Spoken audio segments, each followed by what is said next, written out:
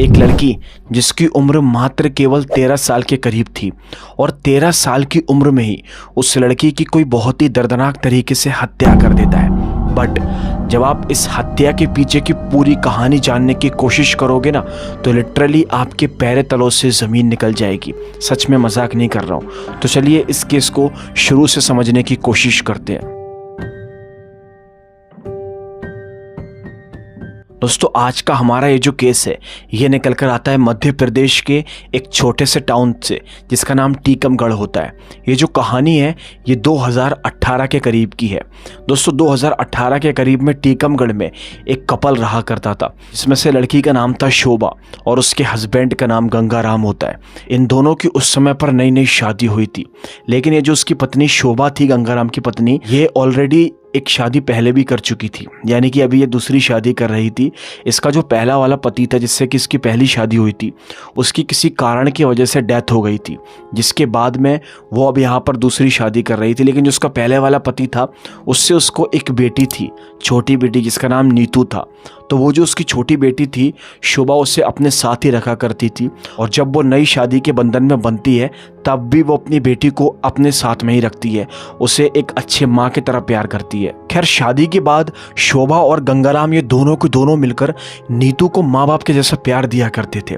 अब धीरे धीरे करके नीतू बड़ी होती जा रही थी और फिर कुछ सालों के बाद शोभा और गंगाराम को 2 बच्चे और होते, जिसमें से दोस्तों एक लड़की का नाम आस्था और एक लड़के का नाम ऋतिक होता है। ये दोनों के दोनों जब पैदा होते हैं, इनकी फैमिली बढ़ चुकी थी, तो ये इन लोगों की जो फाइनेंशियल कंडीशन थी वो पहले जैसी नहीं थी, वो दिन ब दिन बहुत ज़्यादा डाउन पड़ती जा रही थी। इसीलिए इन लोगों ने अपने शहर को छोड़ने का फैसला कर लिया और फिर शोभा और गंगाराम अपने दोनों छोटे छोटे बच्चों को लेकर हरियाणा के सोनीपत में जाकर शिफ्ट हो चुके थे। अभी ये लोग नीतू को अपने साथ लेकर नहीं गए थे, क्योंकि जो उनके घर पर माता पिता थे, यानी कि नीतू की दादा दादी, वो उनका ख्याल रखने के लिए उनके लिए वहाँ पर सूटेबल हो रही थी, क्योंकि नीतू उनको खाना वगैरह पकाकर खिला दिया करती थी। तो ये दोनों के दोनों कपल हरियाणा के सोनीपत में जाकर शिफ्ट हो चुके थे। गंगाराम एक मजदूर इंसान था, तो वो वहाँ पर मिस्त्री के तौर पर जॉब करता था और उसकी जो वाइफ थी वो भी उसी के साथ में ही काम किया करती थी। तो दोनों के दोनों फैसला करते हैं कि ये लोग काम वगैरह कर कर अच्छा खासा पैसा कमाएंगे, देन जिसके बाद अपनी फैमिली को एक अच्छे तरीके से सेटल कर लेंगे। और होता भी कुछ ऐसा है, कुछ साल बीतते जाते हैं, शोभा और गंगाराम खूब मन लगाकर काम करते हैं और ये लोग अच्छा खासा पैसा कमाते हैं। लोगों ने नीतू को पहले ही बोल कर रखा था कि जब ये लोग अच्छे तरीके से सेटल हो जाएंगे वहाँ पे, तो उसे भी ये लोग हरियाणा ही बुला लेंगे। और फिर यहाँ पर होता भी कुछ ऐसा ही है। 2023 के करीब ये लोग नीतू को भी अपने पास सोनीपत हरियाणा में बुला लेते हैं और अब यहाँ पर ये जो परिवार था ये बहुत ही अच्छे तरीके से रह रहा था। ये परिवार पूरी तरीके से सेटल हो चुका था। शोभा और गंगाराम अपने काम पर निकल जाया करते थे और जो नीतू थी वो घर का काम वगैरह संभाल लिया करती थी और 2 छोटे छोटे वो बच्चे थे, वो स्कूल वगैरह जाना उनका, वो सब कुछ नीतू संभाल लिया करती थी। नीतू खुद स्कूल जाया करती थी, जो कि वो 7th क्लास में पढ़ा करती थी। मतलब कुल मिला के ना कोई परेशानी नहीं थी इन लोगों की लाइफ के अंदर। आसपास के लोग थे वो भी देखा करते थे कि बाहर से परिवार आया है, अच्छे तरीके से अपना परिवार सेटल करके यहाँ पे रह रहा है, कोई दिक्कत वाली बात ही नहीं थी। लेकिन दोस्तों, ये जो कहानी है ये मोड़ लेती है। अब यहाँ पर होता क्या है, मैंने आपको बताया ना कि नीतू 7th क्लास में पढ़ा करती थी, तो उसे उसके स्कूल के लिए कुछ बुक्स वगैरह चाहिए थी। इसीलिए एक बार वो अपने पापा से बोलती है कि पापा, मुझे स्कूल वगैरह में पढ़ने के लिए बुक्स की कुछ नीड है, कुछ ज़रूरत है, इसीलिए मुझे बुक चाहिए, मुझे पैसे दे दो। उसके जो पिता थे वो उससे बोलते हैं कि बेटा, मैं अपने काम पर निकल रहा हूँ, शाम तक जब मैं लौट कर आऊँगा तो तेरे लिए तेरी सारी बुक्स लेकर आ जाऊँगा। ये बोलकर उसके जो पिता थे वो अपने हमेशा की तरह जॉब पर निकल जाते हैं। अब जो गंगाराम था वो खुद किताबें नहीं खरीदता, बल्कि जो उसकी वाइफ थी शोभा, वो उससे बोलता है कि हमारी बेटी नीतू को कुछ किताबों की नीड्स पड़ रही है, इसलिए तुम उसे खरीद कर जाकर घर पर उसे दे आओ। अब दोस्तों, जो शोभा थी वो अपना काम काज छोड़कर किताबें खरीदने के लिए चली जाती है एक शॉप पर और वहाँ से बुक्स जो भी थी वो खरीदती है और वो खरीद कर अच्छे तरीके से अपने घर पे जाती है। लेकिन वो जैसे अपने घर के अंदर प्रवेश करती है ना, तो वो पाती है कि उसके जो दोनों बच्चे थे वो तो घर पर थे, बट नीतू घर पर नहीं दिखाई दे रही थी। इसीलिए वो घर के अंदर हर जगह नीतू को ढूंढने की कोशिश करती है, बट पूरा घर छान मारते हैं। इन लोगों को नीतू कहीं पर भी दिखाई नहीं दे रही थी। अब क्योंकि ये लोग किराए से रहा करते थे, आसपास के लोगों से पूछते हैं, बट नीतू के बारे में कुछ भी पता नहीं चलता है। लेकिन दोस्तों, कुछ देर के बाद जो शोभा थी, जब वो अपने घर की छत के ऊपर जाती है तो वो एक मंजर देखकर बहुत ज़्यादा चीखने और चिल्लाने लगती है। और जब छत के ऊपर जाती है तो वो देखती है कि उसकी बेटी नीतू छत के ऊपर एक बहुत ही अजीब सी हालत में पड़ी हुई थी।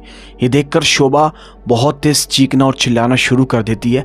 सारे आसपास के जो लोग थे वो वहाँ पर इकट्ठे हो जाते हैं, उसका पति भी वहाँ पर आ जाता है। ये लोग फ़ौरन ही नीतू को हॉस्पिटल लेकर पहुँचते हैं।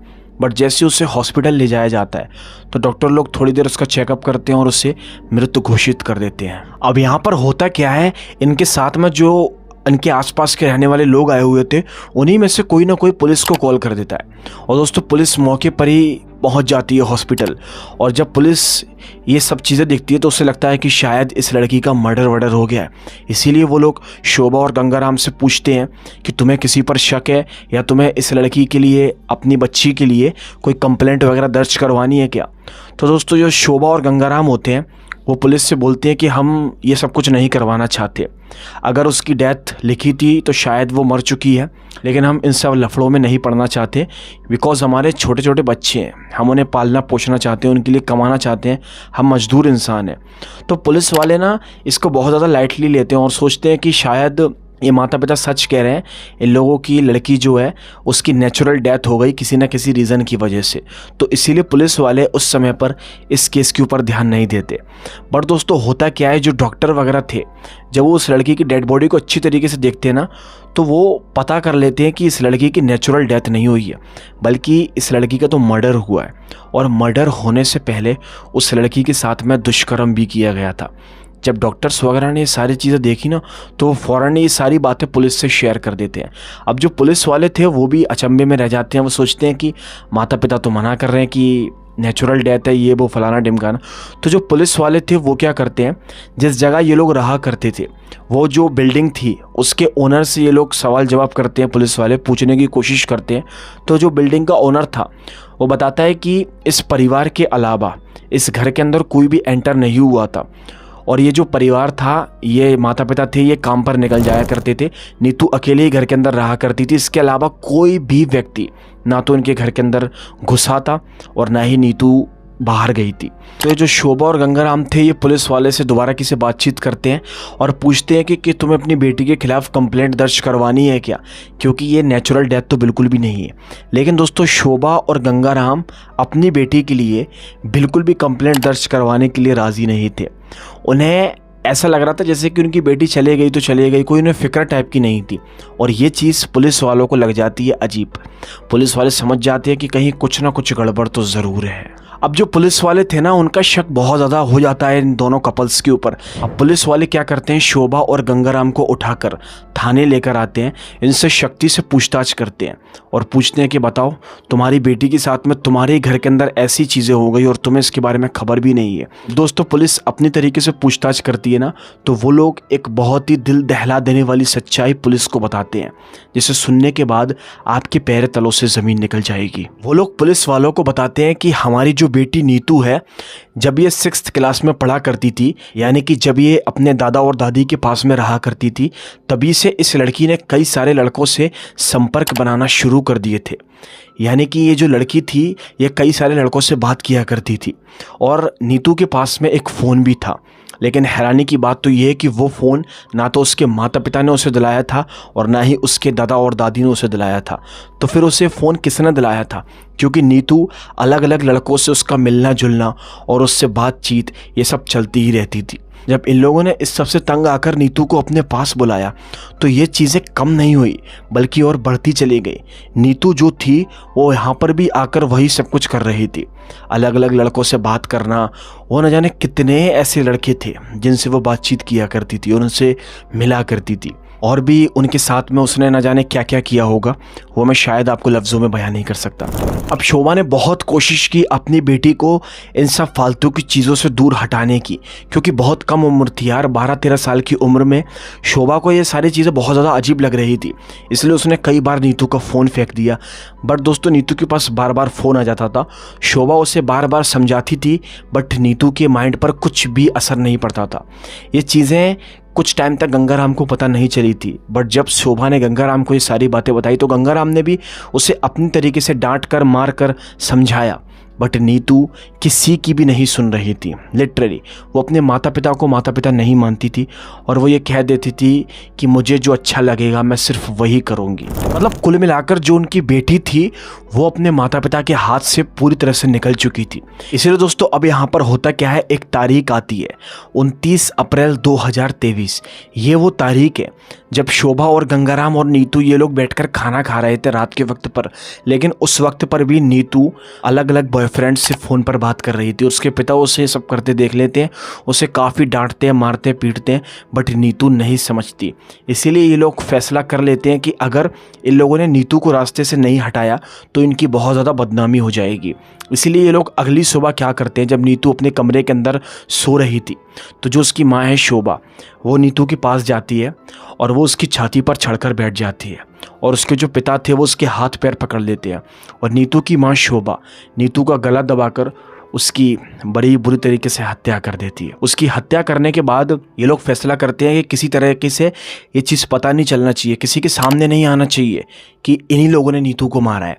इसीलिए ये लोग वो किताब विताब लाने का ये खेल रचाते हैं जिससे कि किसी ओनर को भी पता ना चले कि इन्हीं लोगों ने अपनी बेटी की हत्या कर दी है। नीतू को मारने के बाद इन लोगों ने उसकी डेड बॉडी को छत के ऊपर फेंक दिया था और फिर ये लोग हमेशा की तरह अपने काम पर निकल गए थे। और फिर ये जो शोभा नाम की औरत थी ये किताबों का बुक्स का बहाना लेकर अपने घर पर आई और फिर इसने डेड बॉडी को देखकर चीखने का नाटक किया जिससे कि किसी को पता ही नहीं चले कि इन्हीं के माता पिता ने नीतू की हत्या की है। खैर ये जो सारी चीज़ें थी वो बिल्कुल भी नहीं छुपी और पुलिस को ये सारी चीज़ें पता चल चुकी थी और पुलिस ने इन लोगों को हिरासत में ले लिया है। बट मैं आप लोगों से पूछना चाहता हूँ कि क्या उस लड़की की गलती थी, मैं मानता हूँ, बट क्या उसे रास्ते से हटाना ही इसका सॉल्यूशन था या फिर इसका कुछ और भी सॉल्यूशन निकाला जा सकता था? आप लोग मुझे कमेंट ज़रूर करना। हम मिलेंगे आपसे एक और दिल दहला देने वाले केस में। तब तक के लिए आप लोग अपना बहुत बहुत ध्यान रखें, सुरक्षित रहें।